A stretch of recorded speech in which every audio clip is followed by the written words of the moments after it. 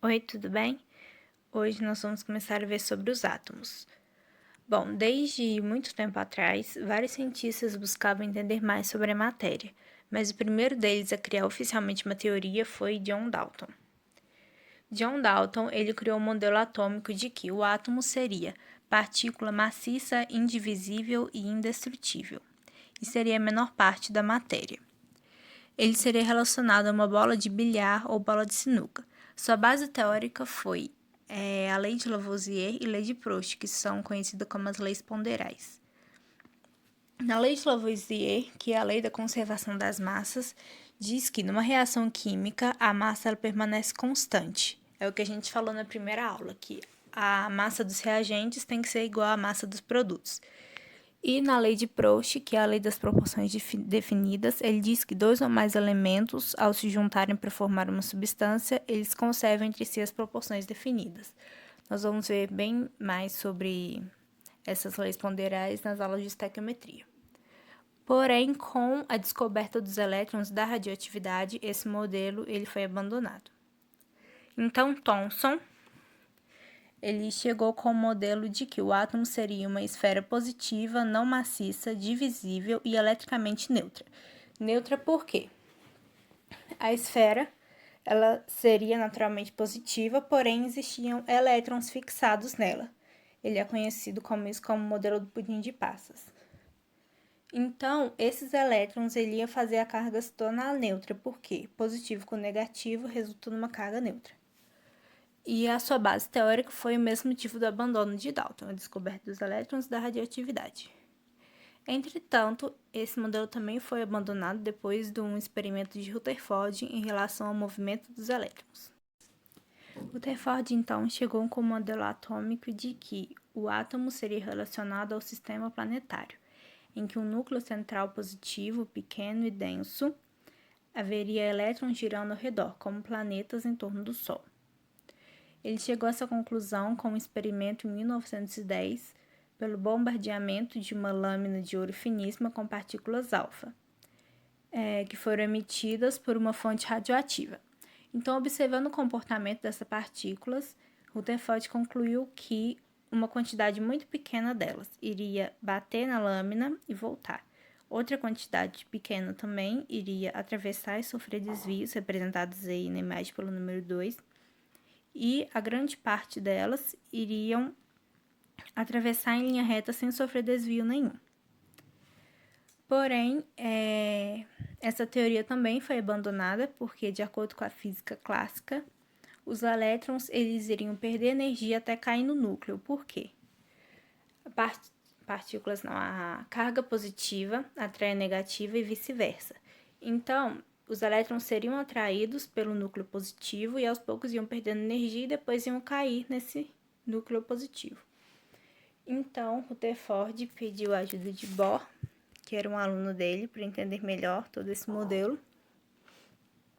E Bohr chegou à conclusão de que o modelo atômico seriam elétrons movimentando ao redor de orbitais ou níveis determinados sem ganhar e nem perder energia. Então, continuaria com o núcleo positivo e os elétrons em volta, só que cada camada teria uma energia diferente da outra. E essa energia iria segurar o elétron em sua camada, não deixando ele cair no núcleo e ser atraído pelo polo positivo. As camadas seriam K, L, M, N, O, P e Q. E cada camada dessa teria uma quantidade específica de elétrons para poder ficar rodando entre elas.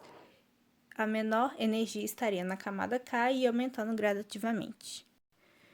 Os elétrons eles não poderiam ficar no meio entre uma camada e outra, mas com uma certa energia eles poderiam passar de uma camada para outra, por exemplo, da camada L para a camada M. E nesse caso a energia poderia ser em forma de calor ou outra forma de energia. Porém, quando ele passa para outra camada, ele vai estar muito energético e querer voltar à sua camada anterior. Porém, ele volta liberando energia em forma de fóton, que é a luz. E, dependendo da camada, eles podem se formar em cores diferentes, o que é o caso dos fogos de artifício, que com a energia em forma de calor, ela é liberada depois em forma de luz, voltando em cores diferentes. A base teórica de Bohr foi o experimento do feixe de raios catódicos incididos sobre uma amostra de hidrogênio, que é chamado de espectro de emissão de hidrogênio, e também a teoria dos quanta de Planck, que é uma teoria da física quântica. Depois do modelo de Bohr, ele foi aperfeiçoado por outros cientistas como Sommerfeld. E nisso eles criaram a ideia de orbitais distribuídos em níveis e subníveis de energia.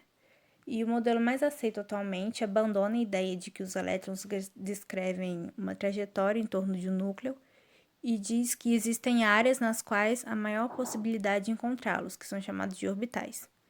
Então, dessa forma, no lugar das camadas, haveria uma nuvem eletrônica e a única grandeza que é bem determinada atualmente são a energia dos elétrons. E esse novo modelo do átomo ele continua sendo muito estudado pelos cientistas. Partículas fundamentais dos átomos. Considerando o modelo atômico moderno, os átomos têm a seguinte composição de prótons, nêutrons, elétrons, número atômico e número da massa. Os prótons são as cargas positivas, eles possuem massa definida e são localizados no núcleo. Nêutrons são cargas nulas, também possuem massa definida e também são localizados no núcleo. Já os elétrons são cargas negativas de massa insignificante e são localizados na eletrosfera. Bom, considerando as partículas constituintes dos átomos, a gente tem número atômico e número de massa. Número atômico, representado pela letra Z, é a propriedade que caracteriza cada elemento e ela é equivalente ao número de prótons. O número de massa, representado pela letra A, representa toda a massa do átomo, dada pela soma do número de prótons e de nêutrons do elemento. E por último, as semelhanças atômicas. Bom, isótopos são quando dois átomos têm o mesmo número de prótons. Olhando aí nesses átomos de hidrogênio, os prótons são sempre representados pelo número de baixo, porque o número de baixo é o número atômico e, como a gente viu anteriormente, o número atômico é equivalente ao número dos prótons. Isóbaros é quando os dois átomos têm o mesmo número de massa, como é o exemplo do argônio, potássio e cálcio. O número de massa é representado pelo número de cima. E os isótonos é quando eles possuem o mesmo número de nêutrons. Então, no caso, os nêutrons são representados pelo número de cima menos o número de baixo, ou seja, o número da massa menos o número atômico. Então, nesses três casos aí, o número de nêutrons seria 16. Então, essa foi a nossa aula de hoje. E na próxima a gente continua a ver sobre os átomos e já começamos a tabela periódica.